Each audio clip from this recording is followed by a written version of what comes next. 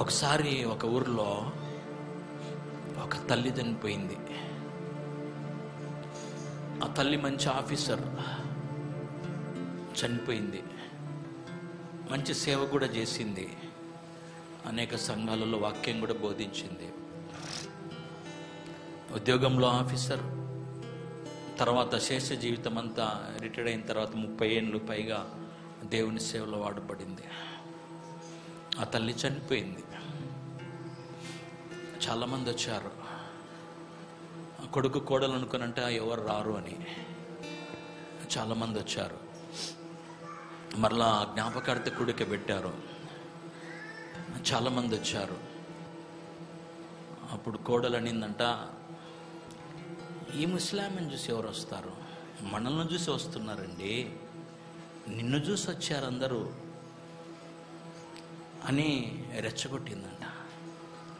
అప్పుడు ఆ కుమారుడు గర్వంతో ఇలా అన్నాడంట, ఇంతమంది ఎందుకు వచ్చారనుకున్నారు, ఈమెను చూసి కాదు.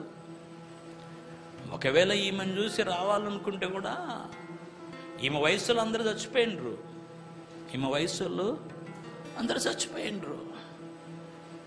ఈమె కొంచెం ఎక్కువ కాలం బతికింది కాబట్టి నెక్స్ట్ జనరేషన్ కొరకు ఈమె ఎవరు తెలుసు, నన్ను బట్టి వచ్చారు, బెరేలుకు నన్ను బట్టి వచ్చారు, జ్ఞాపకార్థ కొడుకు నన్ను బట్టి వచ్చారు అని అంటా ఉన్నాడంట గర్వంతో. అయితే అలాంటి వారికి పరిశుద్ధాత్మ దేవుడు ఏం చెప్పమని అంటున్నాడంటే, కొంతమంది అంటారు, మేము లేకపోతే ఈ ముస్లింలు అసలు ఎవరు పట్టించుకుంటారు. కొంతమంది తల్లిదండ్రులను అంటారు, కొంతమంది అత్తమామలను అంటారు, వీళ్ళ కథ అయిపోయింది మమ్మల్ని బట్టి అని. ఈ కొడుకులు కోడళ్ళు అల్లుళ్ళు కూతురు అంత మేమే, వీళ్ళ కథ ఎప్పుడైపోయింది.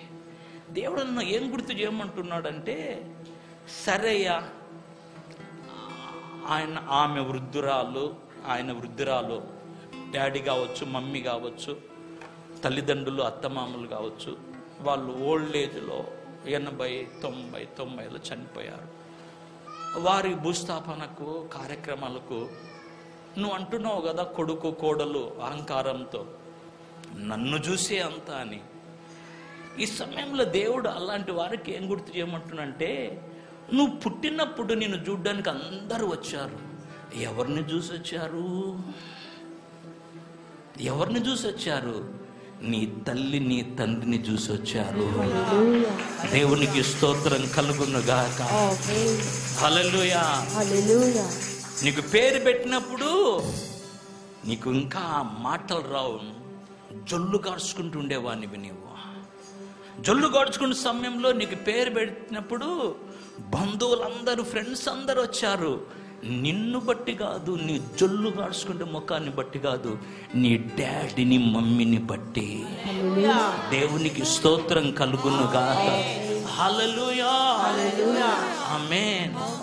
నువ్వు పెద్దవాడైనప్పుడు నీకు మొదటి బర్త్డే, రెండో బర్త్డే చేసినప్పుడు నీవు ప్రపంచానికి ఎవరో తెలియదు.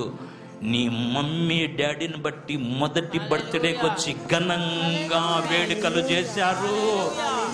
దేవునికి స్తోత్రం కలుగును గాక. హల్లెలూయా.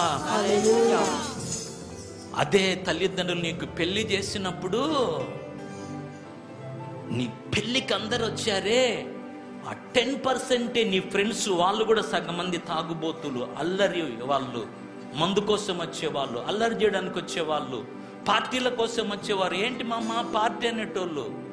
మిగతా 90 మంది మంచి మనసుతో వచ్చి దీవించారే, నిన్ను బట్టి కాదొచ్చింది, నీ తల్లి తండ్రిని బట్టి వచ్చారు.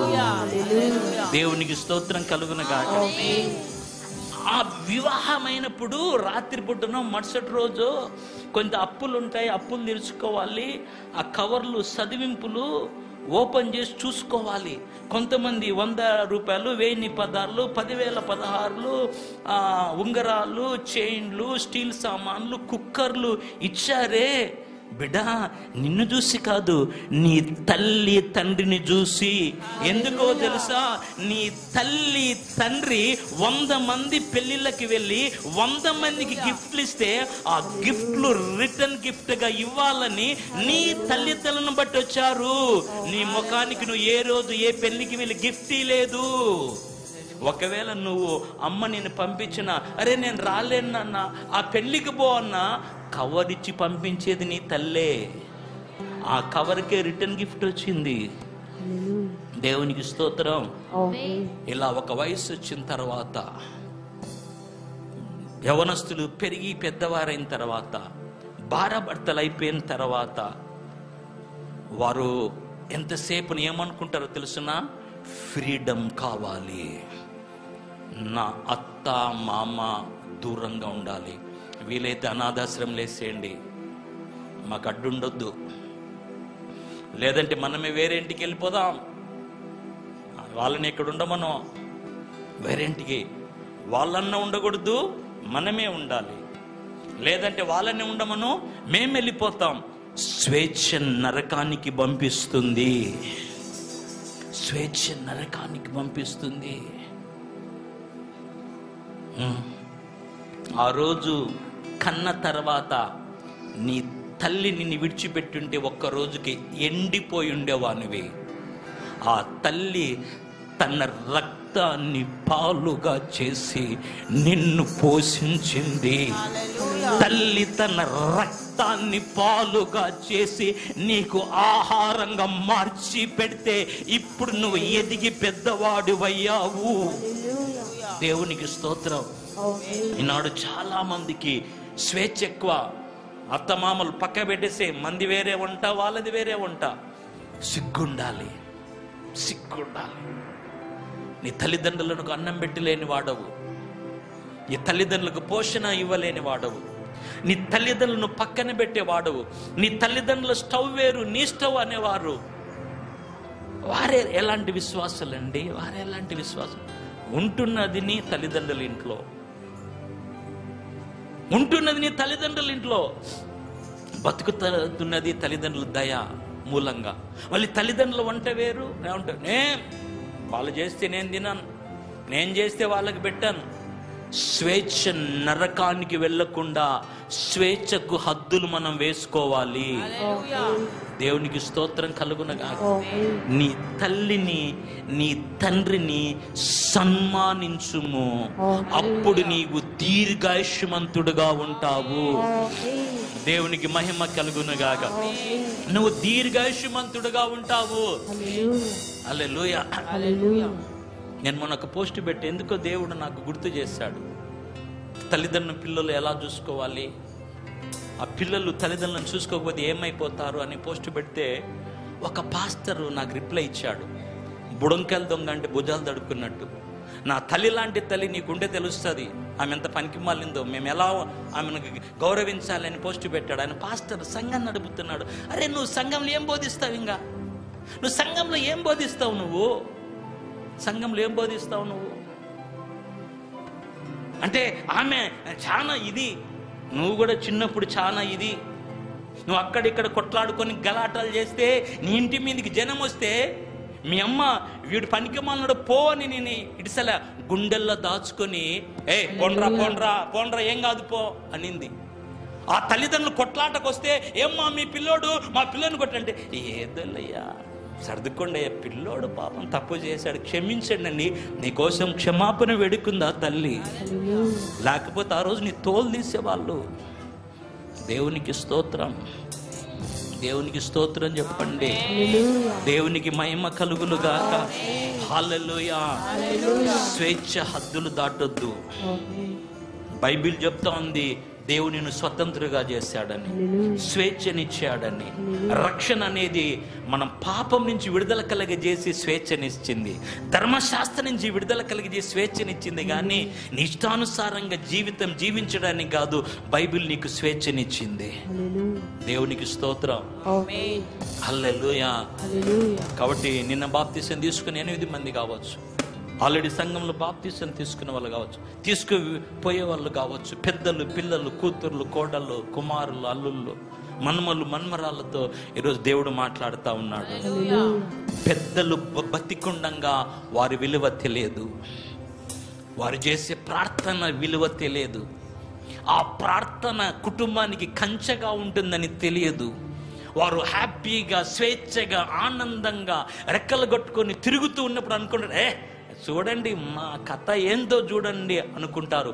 వాళ్ళకు ఒక విషయం తెలియదు, ఎప్పుడైతే ఆ ప్రార్థన చేసే తల్లి, ఆ ప్రార్థన చేసే తండ్రి, ఆ ప్రార్థన చేసే పేరెంట్స్ ఎప్పుడైతే దేవుని పిలుపుని అందుకొని వెళ్ళిపోతారో, కష్టాలు, నష్టాలు, బాధలు ఉరి అయి వస్తుందో అప్పటి వరకు అర్థం కాదు.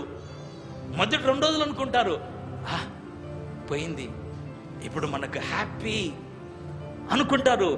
4 రోజుల తర్వాత తెలుస్తుంది, 4 రోజుల తర్వాత తెలుస్తుంది ఏంటి మనకు వచ్చిన కష్టాలు, ఏంటి మనకు వచ్చిన ఇబ్బందులు, ఏంటి మనకు వచ్చిన విషయాలు. వీరికి అర్థం కాక ఏడ్చుకుంటుంటే అప్పుడు పక్కింటి అక్కనో, పిన్నో, చిన్నమ్మ వెళ్తుంది, ఏంటి నేనా ఏమంత బాధపడు, ఏంటో అంటే బాధలు ఎందుకు వచ్చాయో తెలుసా? ప్రార్థన కంచె చనిపోయింది. నీకోసం ప్రార్థించే నీ తల్లి పరలోకానికి వెళ్ళిపోయింది. కొంతమంది అప్పుడే రిపెంట్ అవుతారు, అయ్యో నేను తప్పు చేశాను, పాపం చేశాను, క్షమించమని. కొంతమందికి అప్పుడు కూడా అర్థం కాక, అవునా అవునా, కొడుకు ఒప్పుకుంటున్న కోడలు ఒప్పుకునేదే. దేవునికి స్తోత్రం కలుగును గాక. ఈరోజు చాలా మంది కూతుర్లు వెళ్తూ వస్తూ తిరుగుతున్నప్పుడు మేము చూడనుకుంటుంటారు, నీ మీద ఈగ వాలకుండా ఉందంటే నీ తల్లిదండ్రులకు భయపడి, దేవునికి భయపడి, సంఘానికి భయపడి, ప్రార్థనకు భయపడి. దేవునికి స్తోత్రం.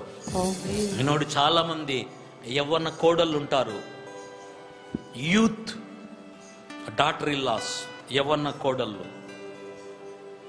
వాళ్ళు అనుకుంటుంటారే, నేను చూడు అని, నీ మీద ఈగ వాలకుండా ఉందంటే నీ అత్త కారణం యాడ చొప్పించి కొడుతుందో అని. దేవునికి స్తోత్రం, హల్లెలూయా. దేవునికి స్తోత్రం కలుగును గాక. ఆమేన్. ఆ విషయం వాళ్ళకి అర్థం కాదు, ఆ విషయం వాళ్ళకి అర్థం కాదు. నేను చూడు, నేను ఎంత పవర్ఫుల్లో చూడు అనుకుంటా అంటారు. నీ పవర్ ఏం లేదు. మొదట నీ తల్లి, నీ అత్త నీకు కంచెగా ఉన్నారు, సంఘము కంచెగా ఉంది, దేవుడు కంచెగా ఉన్నాడు, ప్రార్థన పరులు కంచెగా ఉన్నారు. ఎవరైనా నేనే గొప్ప, నేనే అంటే అది గర్వం, అది గర్వం. అది దేవునికి స్తోత్రం కలుగును గాక. కాబట్టి దేవుడు ఈరోజు మాట్లాడుతూ ఉన్నాడు. చాలా మంది కోడళ్ళు అత్తను దుఃఖ పెడతా ఉన్నారు. చాలా మంది అత్తలు మామలను అసలు పరాయని మాదిరి, వాచ్మెన్ కంటే ఘోరంగా చూసుకుంటున్నారు. అత్త మామలను అసలు లెక్కలెక్క కూడా తీసుకోవడంలా, వాళ్ళకు తిండి పెట్టడంలా, వారికి ఆహారం ఇవ్వడంలా, నీళ్ళు ఇవ్వడంలా, మందులు ఇవ్వడంలా, వారు జబ్బున పడితే హాస్పిటల్కి తీసుకుపోవడంలా. నువ్వు అంత బాగున్నావంటే నీ అత్తమామ కారణం. వారి కాపుదల, వారి మాట, వారి భద్రత, వారి ప్రార్థనలు. ఏది విత్తితే అదే కోస్తారు.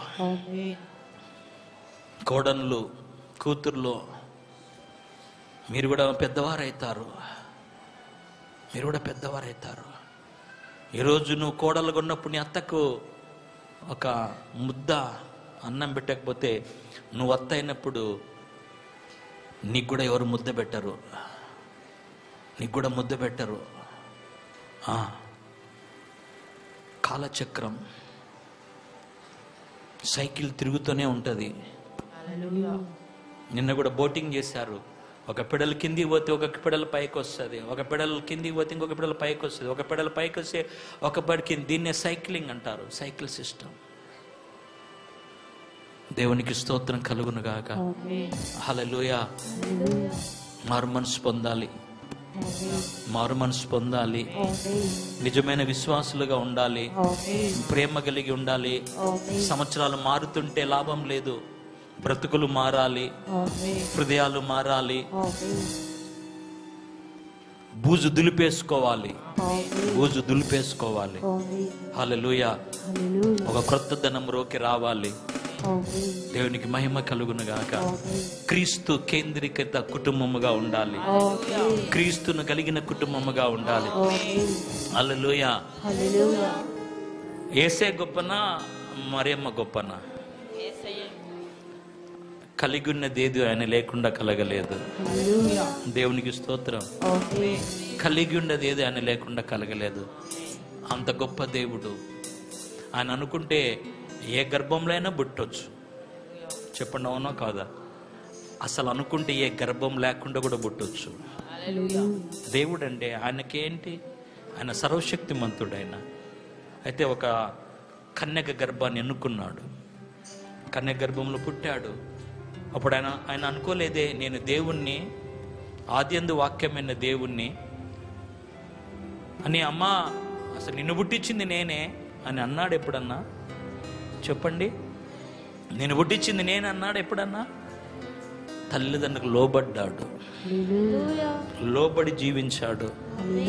ఆయన చనిపోతున్నప్పుడు ఆయన దేవుడు పరలోకాన్ని నుంచి కూడా కాపుదల ఇవ్వగలడు, పరలోకాన్ని నుంచి ప్రొటెక్షన్ ఇవ్వగలడు, పరలోకాన్ని నుంచి బాధ్యతలు చూసుకోగలడు. అయితే పరలోకాన్ని వెళ్ళిన తర్వాత ఆయన పునరుత్థాన దేవుడు అయిపోతాడు ఆయన. అయితే ఒక కుమారునిగా అంటా ఉన్నాడు, అమ్మా ఇదిగో నీ కుమారుడు,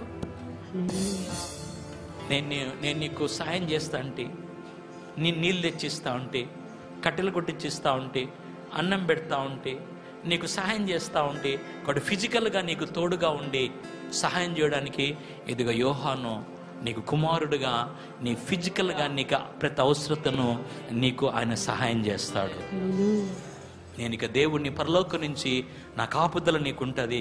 నువ్వు బ్రతికినంత కాలం. కానీ ఫిజికల్గా నీకు ముసలిదాన్ని పోయినప్పుడు, నువ్వు అనారోగ్యం వచ్చినప్పుడు, నీకు తిండి కావాల్సిన అవసరం వచ్చినప్పుడు, నీకు వస్త్రం కావాల్సిన అవసరం వచ్చినప్పుడు, నీకు ఒక ఫిజికల్ ప్రొటెక్షన్గా ఇప్పుడు నా స్థానంలో నీకు ఇతను కుమారుడు అవుతా ఉన్నాడు.